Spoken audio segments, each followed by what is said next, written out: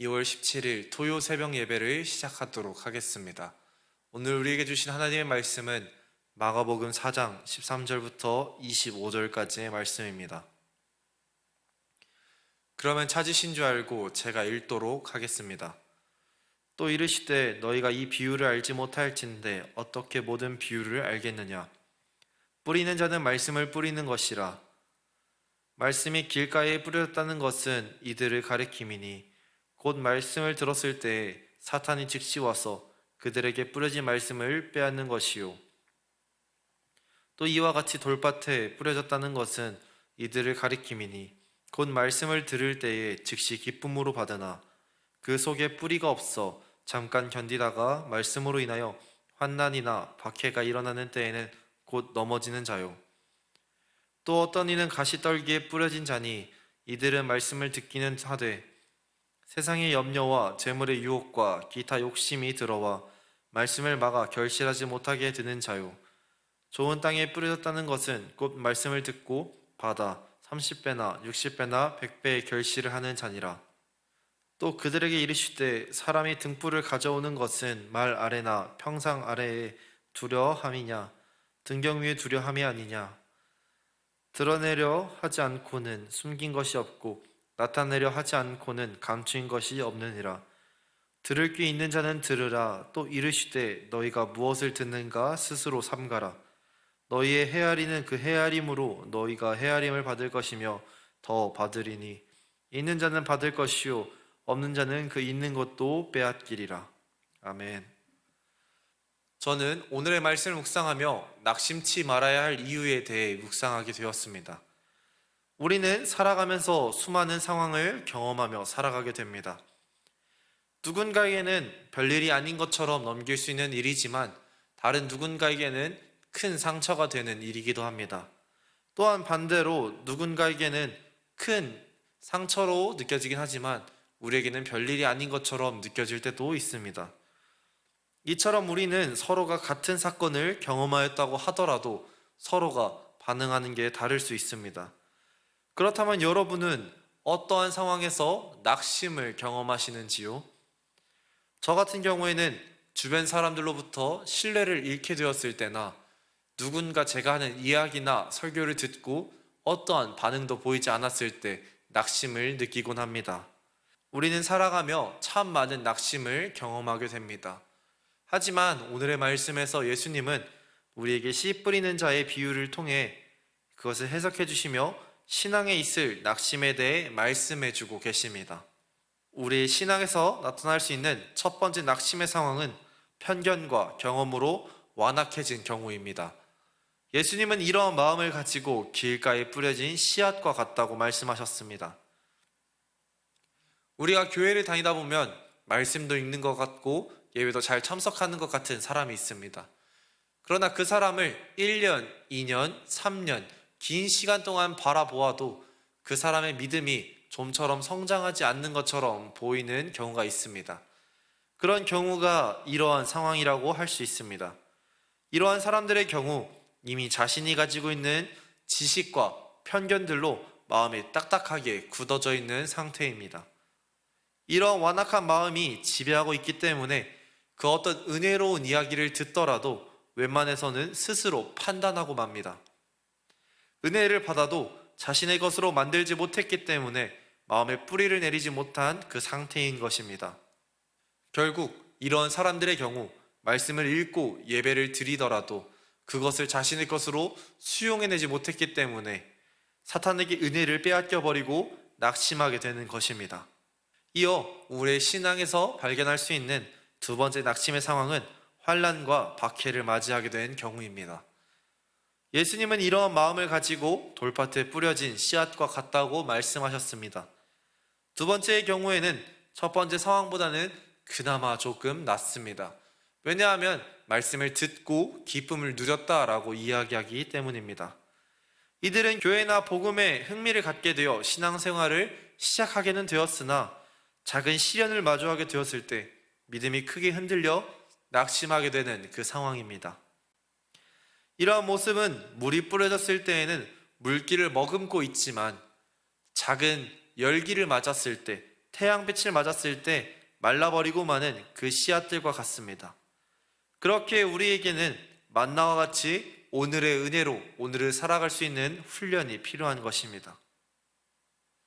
우리의 신앙에서 나타날 수 있는 세 번째 낙심의 상황은 세상의 염려와 재물의 유혹과 같은 여러 욕심들을 마주하게 되었을 때입니다. 예수님은 이러한 마음을 가지고 가시떨기에 뿌려진 씨앗들과 같다고 말씀하셨습니다. 이들의 경우 신앙생활도 오래 하고 말씀도 많이 읽어왔기 때문에 신앙에 대한 지식은 많습니다. 주변 사람들로부터 교회에서도 어느 정도 인정을 받는 그런 위치에 있습니다. 그러나 이들도 결국 낙심하게 되는 사람들입니다. 세 번째 상황의 경우 앞선 두 상황들보다는 많이 나은 상황입니다. 좋은 밭에서 성장하였습니다. 그러나 주변 것들에 인해 영향을 받아 결국 열매를 맺지 못하게 되었습니다. 삶을 살아오면서 찾아오는 유혹에 귀를 기울이고 휘둘리게 되어 결국 낙심하게 되고 만 것입니다. 저는 이 상황의 예시가 다윗이 아닐까 생각해 보았습니다. 다윗은 이세의 막내 아들로 태어나 가족들에게 큰 주목을 받지 못한 아이였습니다. 또한 어린 시절의 다윗은 어떤 대단한 일들을 했던 것이 아니라 그저 양치기였습니다. 그러나 하나님께서는 그런 다윗을 주목하셨습니다. 가족들로부터 소외받았던 다윗은 하나님을 의지함으로 골리앗도 이기고 수많은 전투에서 승리하게 되었습니다.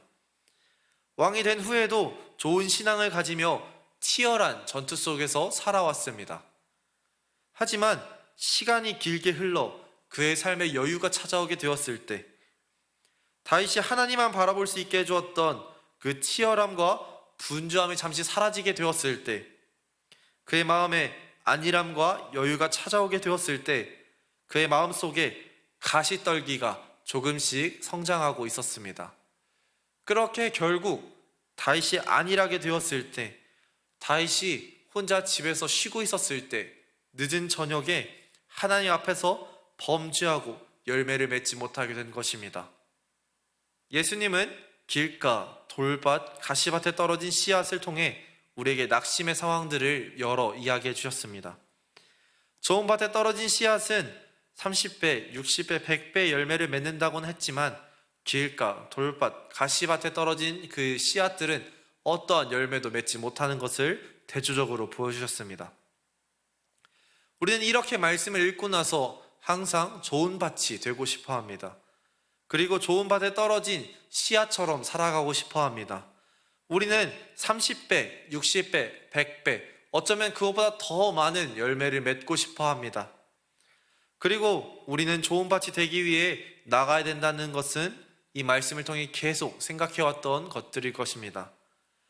아마 씨 뿌리는 비유에 대해 많이 들어왔기 때문에 역시 똑같이 좋은 밭이 되어야 된다고 이야기하겠구만 이라고 생각할 수 있습니다. 그러나 오늘 저는 그런 이야기를 하고자 했던 것이 아니었습니다.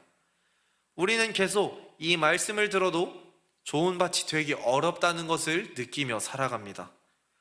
언제 완악한 마음을 갖게 될지도 모르고 시련을 마주하게 되어 우리가 시련을 잘 이겨낼 수 있을지도 사실 자신이 없습니다.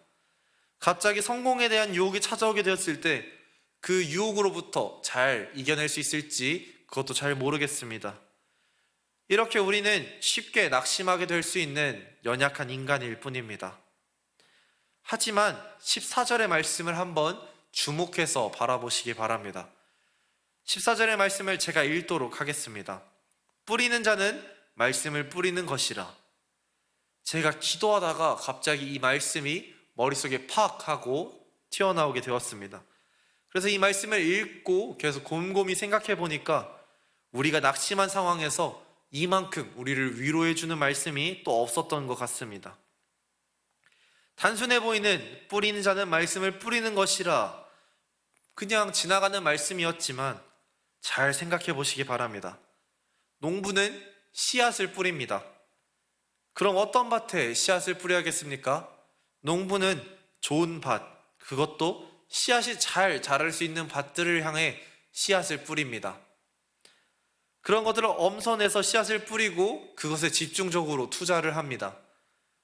그러나 오늘의 말씀에 나온 농부는 어떻게 하고 있습니까? 길가, 돌밭, 가시밭, 좋은 밭, 그 어떤 밭을 구분하지 않은 채 그저 무작정 씨앗을 골고루 뿌리고 있습니다. 어찌 보면 실력이 형편없는 농부나 농사를 해본 적이 없는 아마추어 농부가 씨앗을 뿌리는 것처럼 보입니다. 왜냐하면 이 농부의 경우 길가, 돌밭, 가시밭, 좋은 밭을 구분하지 않고 좋은 열매가 맺힐 것을 기대하며 씨앗을 뿌리고 있기 때문입니다. 이것을 하나님께서 우리에게 은혜의 씨앗을 뿌려주신다고 한번 바꿔서 생각해 봤으면 좋겠습니다. 하나님께서 만약 좋은 땅에만 씨앗을 뿌리셨다면 우리가 그 씨앗을 받을 수 있었을까요? 말씀을 듣고 사고치지 않고 하나님께 도움이 될 만한 사람들에게만, 하나님의 나라에 확장할 수 있는 그런 능력을 가진 사람들에게만 하나님께서 말씀을 주시고 복음을 주시고 그들에게만 구원을 주셨더라면 우리는 어쩌면 이러한 은혜를 기대할 수 없었을지도 모릅니다. 우리는 구원을 기대하기는커녕 한 번도 들어보지 못한 채 삶을 마감해야 될 수도 있었습니다.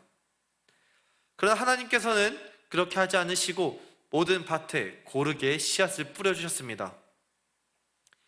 씨앗을 새가 물고 가더라도, 씨앗이 말라 비틀을지라도, 씨앗이 가시 떨기나무 때문에 그 열매를 맺지 못한다고 할지라도 하나님은 그런 것에 상관 쓰지 아니하시고 계속해서 씨앗을 뿌려주고 계십니다. 그렇게 하다 보면 어느 순간 길가에서도 뿌리를 내리는 씨앗이 나타나고 돌에서도 풀이 자라기도 하고 가시밭에서 열매가 나기도 하기 때문입니다. 그러니 우리는 이러한 하나님의 은혜에 감사하며 낙심치 말아야 합니다. 하나님께서는 우리가 어떤 상황에 낙심하든지 우리의 마음밭이 지금 어떤 상황이든지 그 상황에서 맺어지는 그 작은 열매 하나를 바라보고 계십니다. 하나님은 우리를 향하여 너가 넘어졌어? 그럼 내가 다시 일으켜줄게. 너가 지금 슬퍼? 내가 다시 일으켜줄게. 계속해서 우리에게 이런 믿음의 씨앗, 복음의 씨앗을 뿌려주고 계십니다. 우리 마음밭에 있는 그 작은 씨앗이 자라나 지금 우리가 구원을 얻게 된 것입니다.